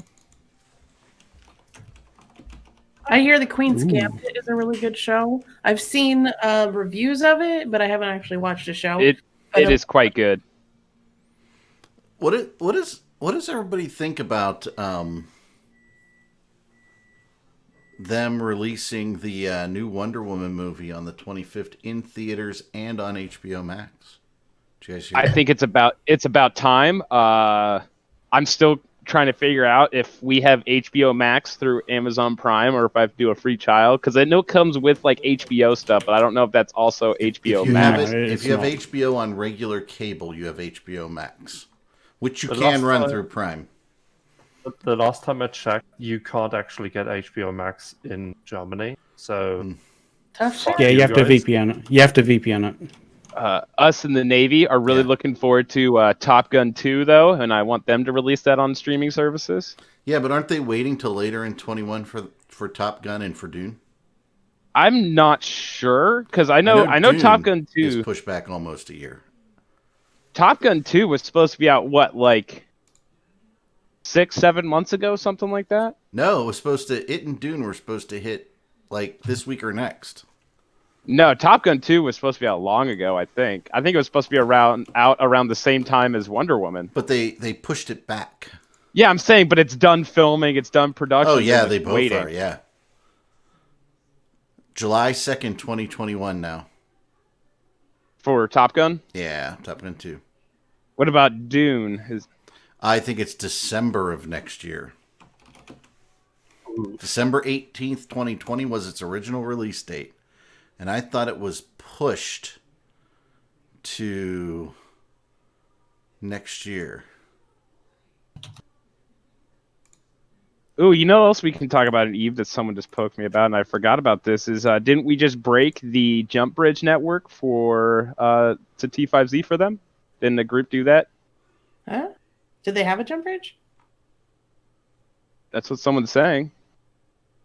Oh, I mean, we hacked their iHub one night. I don't know if maybe we hacked it again so they can't get a jump bridge. Yeah, I think someone was saying they did that with Catalyst. They came in and killed something and or did something, and now that we temporarily broke their jump bridge chain. Well, we keep killing their Sino ships, which is fun. Doing God's work over there. I'm trying to find if they've updated. I thought it was they pushed Dune back a year, but I can't find it now. Sorry, guys. He let us down yet again.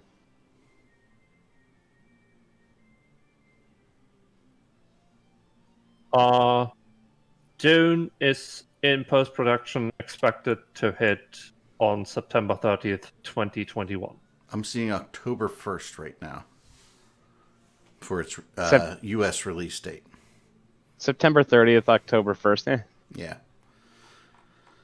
So, yeah. One of my friends actually looks very much like one of the guys in there. Yeah, Jason Momoa? No.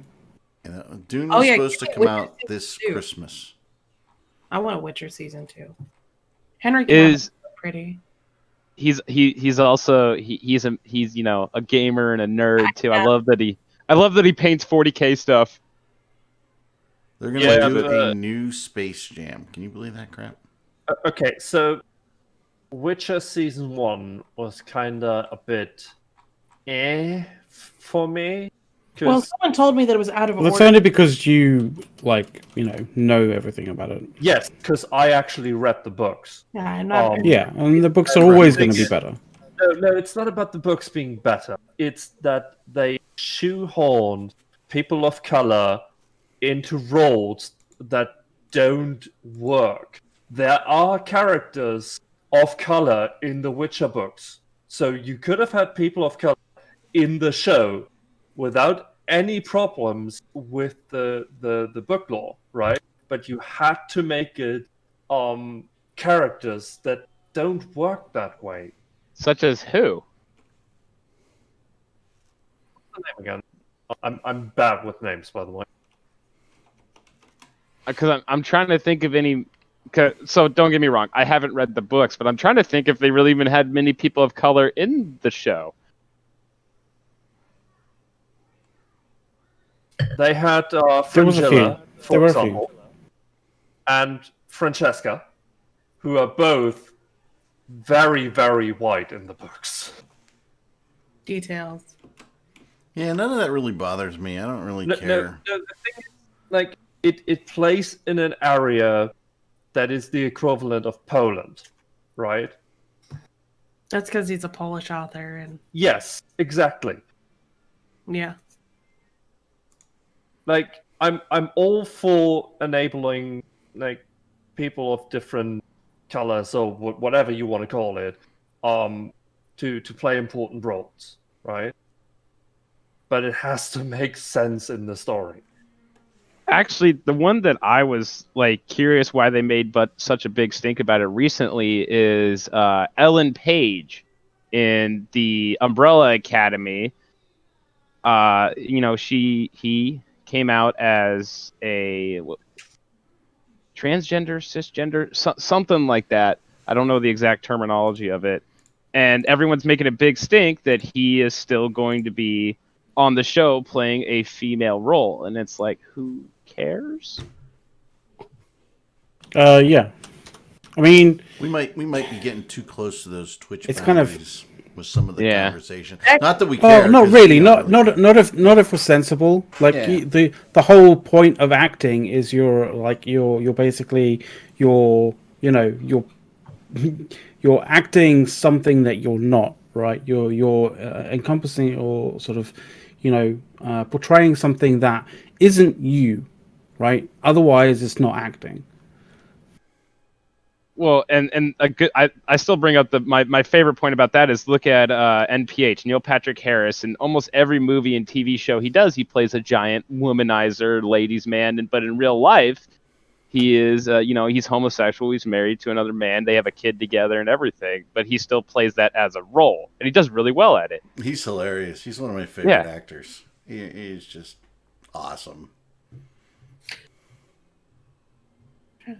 No, I would say that, it's definitely like something needs to change with regards to denying people roles based on some aspect of themselves. Yeah, one of the challenges in casting somebody is specifically some of how they look, right? How they act.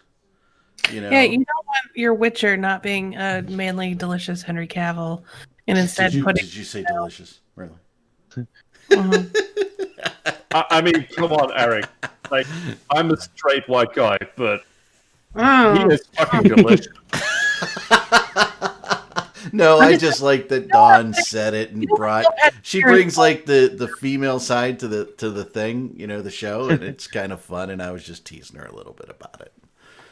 So yes, he's delicious. I like it. And yet, go ahead. And yet, Don, you called me an ultra nerd the other day, didn't you, for playing 40K? Your delicious man also plays 40K and paints them. That's fine. Are you rocking out, giant arms and flat stuff? Hey, she wasn't saying that like ultra nerds can't be delicious. I'm just saying this. Like she didn't say this. You just assumed it. Did someone just call me Mifune? I'm not Mifune. That's not Mifune, guys. Yeah. That's Avon. When I think of delicious, it's like those delicious jams and jellies come every month. Exactly. Actually, I'm a preserves guy, not jams or jellies. So there you go. So, what are we hoping happen? Are we hoping anything happens this week of note, or what do we want? I asked on my show. I'm always hoping something happens of note this week, but sometimes you can't have it. You're Are you bringing this back to Eve? Yeah. What's Might your as well. list? Since it's Christmas time, we got like 15 minutes left before we have to skedaddle for other things. What's your guys' Eve Christmas list? Because one of them is getting fulfilled for somebody with the T2 salvage drones. So, anything, sky's the limit. Doesn't even have to make sense. What do you want to see added to Eve or taken from Eve or changed? What would be your number one, My number one pipe dream of Eve is for one Christmas, but it's this one, another one. Any deaths where basically your ship's deaths didn't count. Like you are automatically reimbursed by CCP for whatever you lost, and you could just see some crazy Thunderdomes happen. My Christmas wish is that I could use my Rorqual again. Hmm. It not be to move ore around, and that's it. I already got my Christmas gift from CCP. What was so- your Christmas gift? Well, I'm running a certain tournament, and Are they helping? they aren't only helping, but I have also been told that we are getting prizes. Ooh, what kind of prizes? Like skins or? Yeah, exclusive skins. Oh, nice. Exclusive to tournaments. Okay. Mm-hmm. Like exclusive. So will these skins like be exclusive, for instance, to your tournament or tournaments in general? No, tournaments in general. That's interesting. That's pretty cool. Is that based off where they have like the Proving Grounds exclusive skins type of deal? I don't know. The Cruiser Brawl and whatnot, the exclusive skins and the suit and stuff you could get from that. You know, I hate that he keeps trying to make me do those, and I'm like, no. There's got to be a way I can opt out of this as my daily challenge. Good. because I'm Go never, back to letting me kill rats. I'm never gonna do it. Just let me kill a rat for my 2,500 skill points, okay? As far as I know, they are skins for the Edencom ships. So if you want some 6 skins for those, Ship that 10 people fly, okay. you Yeah. get a team. Sign up for Anger Games. Kind of a trash ship line. Until they make a Logi where I can do a chain shield repping on it. Ooh. Imagine that. Just have a laser beam go out. You don't know if you're getting shot or getting wrapped. It's just like, pew, pew, pew. And you get shield, and you get shield. Everybody get shield. I would just fly it just for the fun. That would make small gang warfare very interesting if you could do that too. What if you accidentally rep your enemy, though? Reps the nearest people, you're repping their tackle. God damn it. I almost got it. Like a fax version, and you're repping the hick that's got like your super or titan pointed. Yeah. You want kill marks to stay with the ship after it blows up. I want the kill marks to be bigger, so you can actually see them I agree. without searching for them for 10 minutes. Yeah, let me go on Mossworks and find where the kill marks are on this ship. Exactly. Eric, what's your Christmas wish list My Christmas wish list for Eve? for Eve, that it gets sold to a company that actually knows what to do with it. I think you know I did ask for the even if it didn't make sense for the possible, so I can see that. It needs to go to EA. EA is the best choice, obviously. God. You know, I find it hard to think that EA would screw it up more than Hilmar. Oh, I mean, Anthem did happen. I was going to say never say Never ask say never? that of EA. Like, never assume that EA can't screw something up more than it currently is. Oh, well, I bet the CEO of EA won't do the stuff that this guy does. The CEO of EA doesn't care about anything except profit. Bobby Kotick, if I remember correctly. So, Meppa, what he said in chat, though, I mean, if you like the game staying like it is, RSI would be perfect because they would always propose changes down the line and then, keep waiting for them to happen. So the game would stay exactly how it is. Yeah. Actually, no, they're making tweaks and changes faster. I mean, they're making T2 salvage drones, and they changed the ESS within, 3 or 4 weeks of it coming out after seeing kind of how people were using it and what's going on with it based upon it. So... No, Meppa was saying RSI should take it over, who also is known for Star Citizen. Oh. Yeah. So, fraud, the money fraud? Yeah, so we would, like he said, we would get a roadmap of the changes, and then when it was time for that change to happen, it would get pushed and pushed until we gave them more money, and then they might make a half of what they said, maybe. If you would tell me, hey, what company do you want to take over CCP, and they would have the budget to do so, I would say Larian. Because if you play Baldur's Gate 3 or if you play Divinity Original Sin 2, and you just look in the options and you see all the little things where you think, wow, it makes so much sense to do it that way. Why has no one before thought of that? They have so many of those things in their games, and I want to see that in Eve. Right? How often do we nerd out about the little things when CCP actually adds more little things? I'm trying to think. So I honestly think that not a game company should buy the game. Just like a company with a lot of money that doesn't really pay attention to its assets would be good. So, like the company I work for, we, just at $88 billion, you just start forgetting about the $100 million you spent.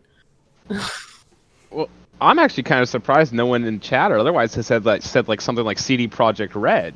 I mean, the thing is, CD Projekt Red is they are phenomenal at telling a story, right? Eve isn't telling a story. Eve is giving us a playground to make our own stories. I think that there is a lot of lore and a lot of story to a lot of things in Eve, especially recently. And I think that possibly that being developed more might be more interesting. Or like Mifune was saying before he left, if you could even have something like the escalations, tell a story in of themselves. So the other issue is that CD Projekt Red and also who the fuck make Assassin's Creed? Either way, right? Isn't that Ubisoft? I'm wondering whether Ubisoft is the developer or just the publisher. I thought it was Ubisoft Montreal or whatever it was, or is that Rainbow Six Siege? It's both. But either way, right? They're both extremely good at crafting a really, really like cinematic kind of experience from a single player perspective. But when you have things in a single player's perspective, you have so much more control and so much more ability to basically fashion a situation where things aren't massively overpowered or insanely broken.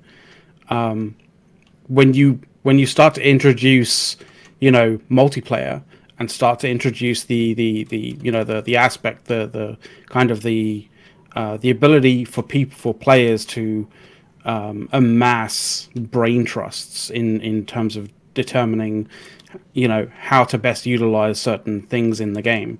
That's when making games becomes extremely difficult. I mean, we can give an actual example for this. Look at BioWare. They were the kings of narrative, right? BioWare is like RPGs like they were, and then someone thought, "Hey, these are single player games, but like we should do multiplayer. Game. What did BioWare do? Play on our games, and they went like downhill fast. What was BioWare known for? That I'm not familiar. I think they did BioShock, right? Mass Effect. Mass Effect. Okay. Oh yeah, Mass Effect. Dragon Age. Gotcha. Okay, I just didn't know off the top of my head that BioWare did this. Well, so my question is I've never played it, but Republic. As in Star Wars. Black Desert Online, does that have a lot of story-driven stuff? Because I've never played it. I played it for like 5 I can't say I've played it. Because that's who owns CCP now, right? They're the ones that bought it, the same guys that make Black Desert Online and all that game, right? Yeah, they do. I think they're being quite hands-off on with CCP, though. Yeah. Who knows? I mean, we always thought of that acquisition in a way that they didn't buy CCP for Eve, but for the technology behind Eve. Yeah. And a tax shelter. The technology and the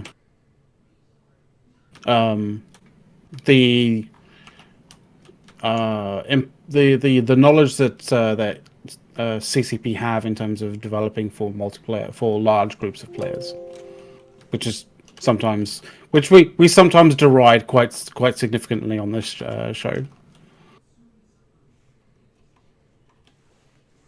Nah, we don't do that on the show. Never.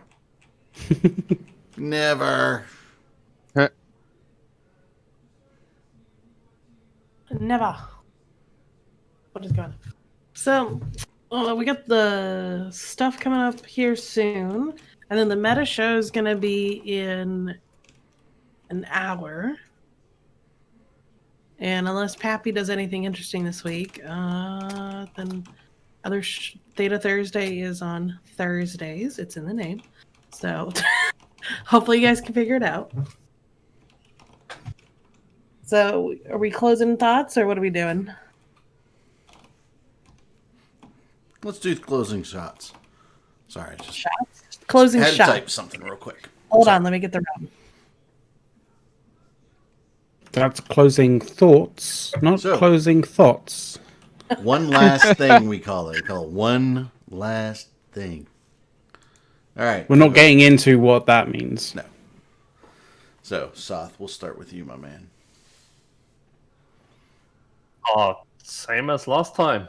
Anger Games is happening, so if you guys are interested in tournaments, then look out for the announcement. Get ready for sign-ups, because there's a lot of teams lining up. There's only 32 slots, so yeah, if you want to be in, go look for a team. How big are the teams? There's 7 players on grid, up to 20 people in the team.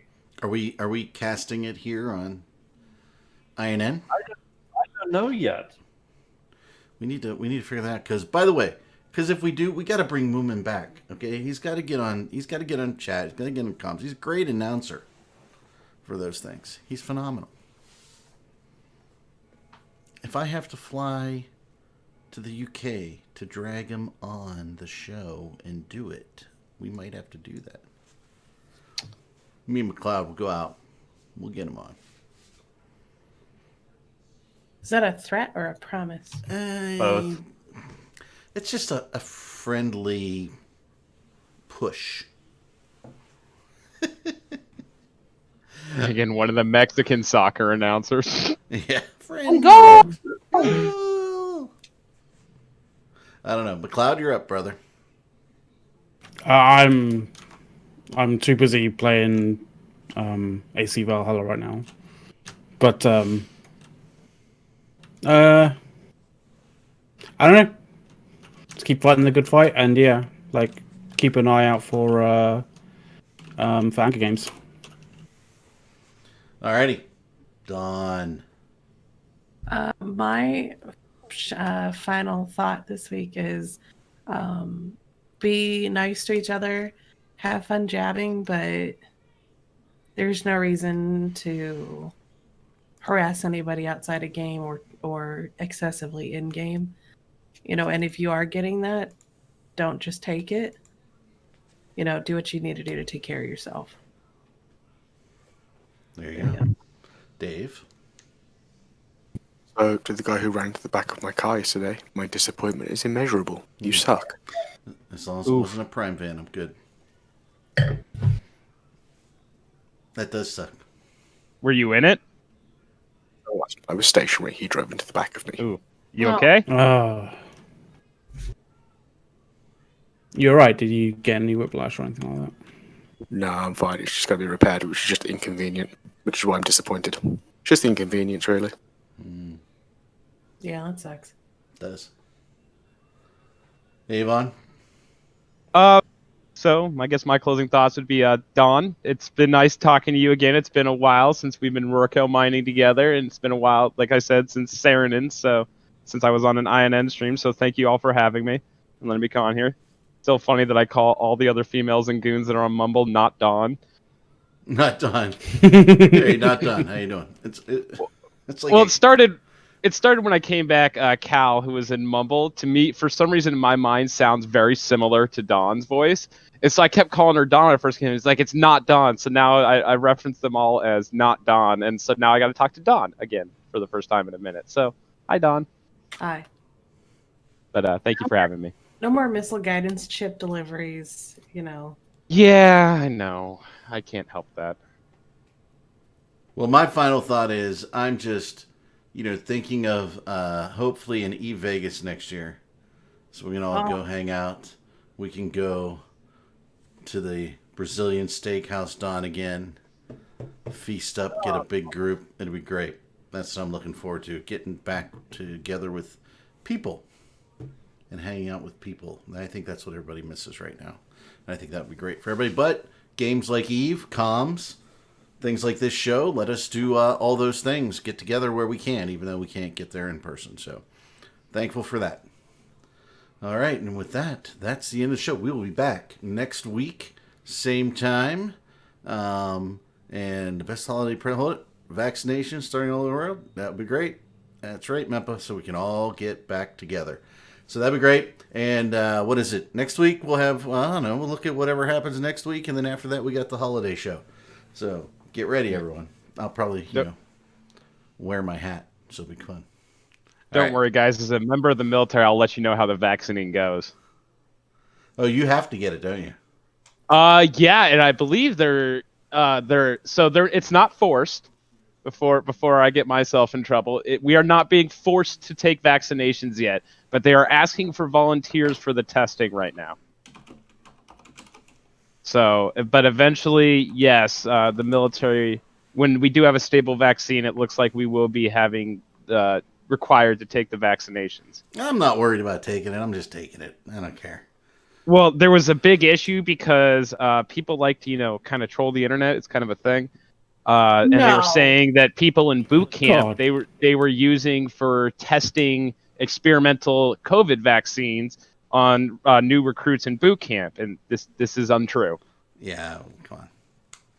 Enough conspiracy theories. We can argue all we want over the reporting about and what it is and what it really isn't and what's valid and what isn't valid.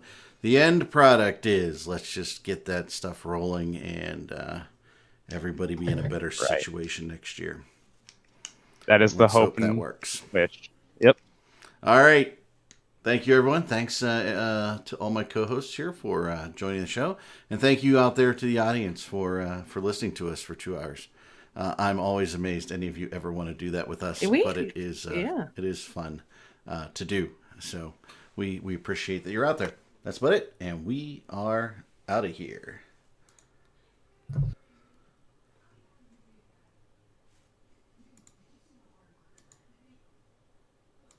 Hey.